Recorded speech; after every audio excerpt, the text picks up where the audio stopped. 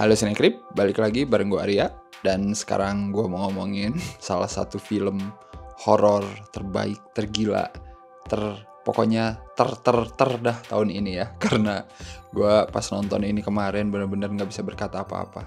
Pengalaman nontonnya benar-benar luar biasa gila. Judulnya adalah The Substance, film yang didirect sama sutradara Prancis namanya Coralie Farget. Itu gimana ngomongnya ya? Coba tolong yang tahu bahasa Prancis. Pokoknya doi itu dulu pernah bikin film thriller juga, judulnya adalah Revenge. Kayaknya itu film pertama dia deh. Dulu gua nonton itu di mana ya lupa, tapi sekarang ada di Netflix. Silakan nonton aja ya, Revenge judulnya. Dan film ini dibintangi sama Demi Moore. Menarik banget kan, Demi Moore, terus ada Margaret Qualley dan juga Dennis Quaid. Ini adalah film yang sangat berbeda temanya dengan Revenge, film pertama doi ya. Tapi tetap masih ngomongin soal studi gender gitu ya, terutama terhadap wanita lah jelas ya. Kalau di Revenge kan kita diliatin karakter wanita yang emang ditindas dan di abuse gitu sama para lelaki sampai akhirnya dia bisa balas dendam dan balik lagi jadi lebih kuat. Nah, kalau di sini lebih tepatnya eksploitasi sih ya, eksploitasi wanita, terutama tubuh wanita gitu ya di industri hiburan. Intinya bercerita tentang seorang artis yang udah tua gitu ya, senior gitulah. Namanya tuh Elizabeth Sparkle, umur 50-60an gitulah ya, udah masa-masa yang ya udahlah orang mungkin udah lupa gitu. Dulu dia adalah artis tenar gitu kan. Sekarang dia kerjanya cuma ngisi acara fitness pagi-pagi. Di awal juga kita diliatin kalau Elizabeth ini kayak ya biasa-biasa aja, fine-fine aja, tapi ternyata di dalam hati dia banyak mengalami tekanan ya, terutama dari produsernya yang diperanin sama si Dennis Quaid ya. Itu bagus banget sih, bangsat banget Dennis Quaid di sini ya. Produsernya yang butuh sosok baru gitu untuk ngegantiin si Elizabeth Sparkle ini gitu kan. Jadi kayak dia udah tua, gue nggak butuh dia, gue butuh host yang lebih muda, yang lebih cantik, yang lebih seksi. Nah itu tekanan batin dan mental itu yang nge-trigger si Elizabeth ini gimana caranya dia bisa eksis lagi gitu. Sampai akhirnya tak sengaja dia menemukan satu serum, satu serum ya, apalah obat, The Substance itulah ya intinya yang jadi judulnya gitu, yang janji bisa ngasih versi terbaik dirinya. Jadi kalau dia pakai The Substance itu, dia bakal punya versi dirinya yang lebih muda, lebih cantik, lebih seksi lagi gitu. Tapi dalam waktu 7 hari doang. Nanti dalam 7 hari berikutnya balik lagi ke dirinya yang udah tua gitu kan. Jadi ganti-gantian gitu, seminggu-seminggu, shift-shiftan lah. Gue kan gak nonton sama sekali ya trailernya atau apapun itu seperti biasa ya, karena gue udah banyak baca gitu dan banyak lihat respon orang-orang yang bener-bener suka banget sama film ini kan. Tapi gue gak nyangka sih bakal kayak gini gitu ya, cara dia bikin jadi mudanya itu. Asli gue pikir kayak alatnya Doraemon aja gitu ya, simple, lu minum ini lu langsung jadi muda lagi gitu. Tring. Tapi lebih ngeliatin proses yang mengerikan di balik itu. Nah itu yang gue nggak expect pas nonton ini. Bener-bener kaget gue karena gue belum tahu sama sekali. Gue nggak lihat trailernya dan apapun itu gitu ya. Ternyata caranya bener-bener di luar nalar ya.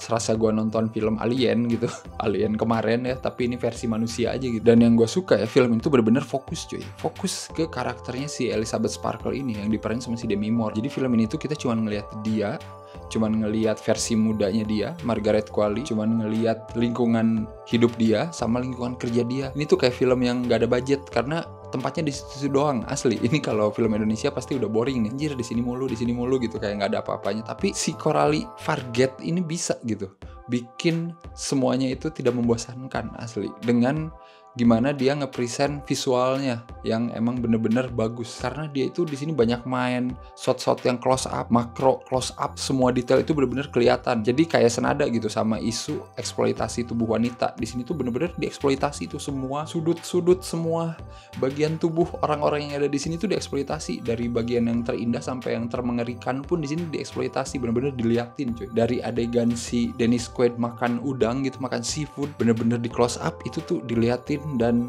dipadukan sama sound design film ini yang wah anjing gila lah. Pokoknya kita bener ngelihat horor itu ya bukan cuma soal setan, bukan cuma soal monster gitu ya, tapi orang biasa pun akan jadi horor gitu kalau diliatinnya kayak gini gitu. Jadi ya itu keren sih, gue suka itu treatment dia di sini bagus. Dan itu tuh berjalan selama 2 jam 20 menitan. Lu bayangin, film yang cuma di situ-situ doang durasi 2 jam lebih, tapi nggak bosen sama sekali. Ini emang directingnya bagus sih si Coralie. Gue nggak nyangka aja.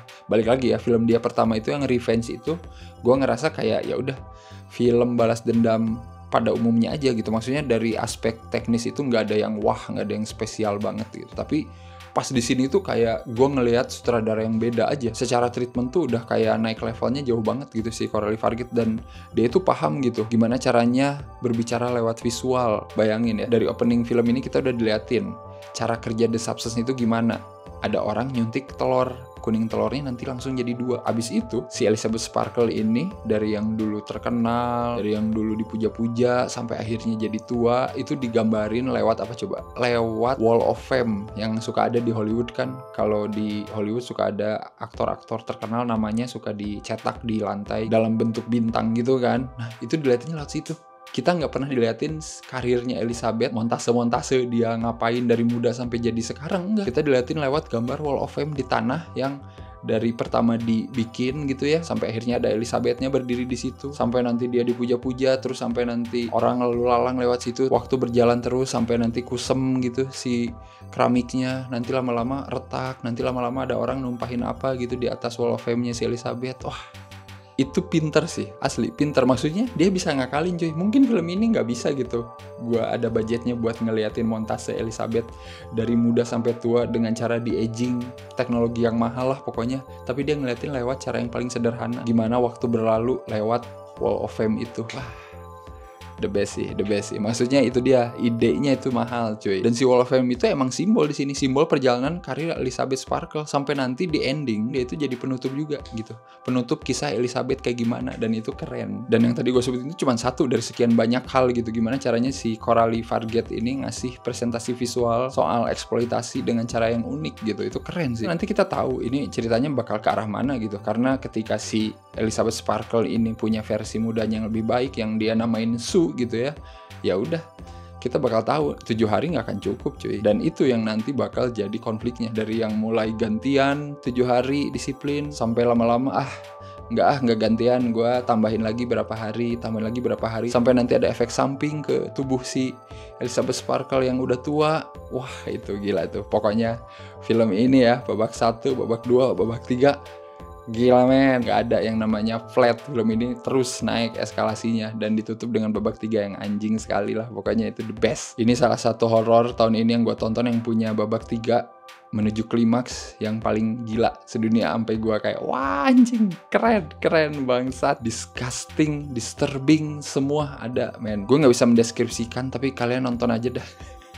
kalau ada kesempatan nonton ya, karena film ini gue nontonnya kebenaran banget di festival film Jakarta World Cinema. Kalau kalian nemu kesempatan ada film ini diputar di festival film apalagi gitu ya yang terdekat, terutama buat yang di Jakarta kali ya, coba kalian lihat-lihat kalau ada yang muterin ini, segera nonton men. Ini karena film yang bener-bener sangat-sangat langka, karena nggak mungkin ini masuk Indonesia reguler, nggak mungkin. Banyak nudity, banyak gore, banyak hal-hal yang disturbing, pokoknya banyak hal-hal yang ya body horror aja lah gimana. Pokoknya salah satu adegan yang paling bangsatnya itu ya terakhir nanti pas si Elizabeth Sparkle ini dan si Sue versi yang mudanya ini udah berubah menjadi sebuah monster yang bangsat sebuah monster yang mengerikan, dan dia akhirnya menunjukkan wujud aslinya di publik gitu kan, dan dia melakukan hal yang menjijikan, mengerikan. Waduh, gue nggak bisa ceritain sih, ini lu harus tahu sendiri. Kalau gue ceritain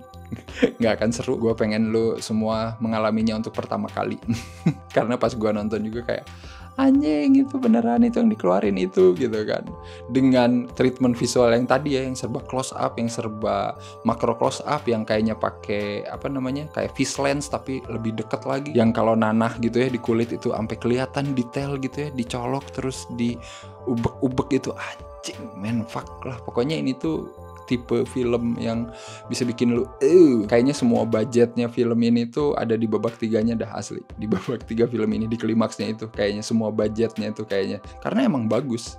Maksudnya menjijikan tapi bagus. Kan ini kayak pakai prostetik gitu ya, ketika mereka udah fusion sudah menjadi wujud yang paling mengerikan sedunia itu, kayak pakai prostetik tapi bagus banget sih. Kayak nggak tahu ya, kayaknya sih prostetik sih, nggak mungkin apa namanya, nggak mungkin CG, soalnya detailnya bagus banget. Bahkan di sini tetenya si Margaret Qualley aja pakai prostetik gitu ya, dia telanjang di sini tapi itu semua prostetik katanya, bukan tete aslinya dia gitu. Jadi ya itu aja udah kelihatan real gitu. Makanya gue salut sih di sini Selain tadi ya, aspek visual sama sound design ya ini special effect dan practical effectnya bagus. Asli ini salah satu film yang ya wardrobe, make up itu bagus banget digabungin sama practical effect, ngeliatin kita satu makhluk yang sangat mengerikan gitu di mata kita tuh, itu beneran believable banget sih. Gue salut sih. Jadi kalau mau kasih skor, gue kasih 9. Ini salah satu horor favorit gue tahun ini. Horor yang bener-bener bikin gue anjir men, geleng-geleng kepala, tapi tetap pesannya nyampe. Kalau kalian udah nonton film ini di Jakarta World Cinema kemarin, silakan komen menurut kalian gimana, bagian apa yang paling fucked up menurut kalian. Silakan tulis di sini ya. Kalian juga bisa ngasih skor sama isi review singkatnya lah dikit di scorefilm.com. Di situ juga ada ya skor-skor dan review-review orang yang udah nonton The Substance di Jakarta World Cinema kemarin ya. Silakan, kalau nggak percaya lihat aja tuh skor orang-orang di sana ya. Udah kalau kayak gitu seperti biasa jangan lupa untuk like, share, subscribe Cinecrip. Kalian bisa follow Cinecrip di media sosial. Kalian juga bisa join membership Cinecrip ya. Oke lah kalau gitu, sampai ketemu lagi di episode selanjutnya. Bye bye.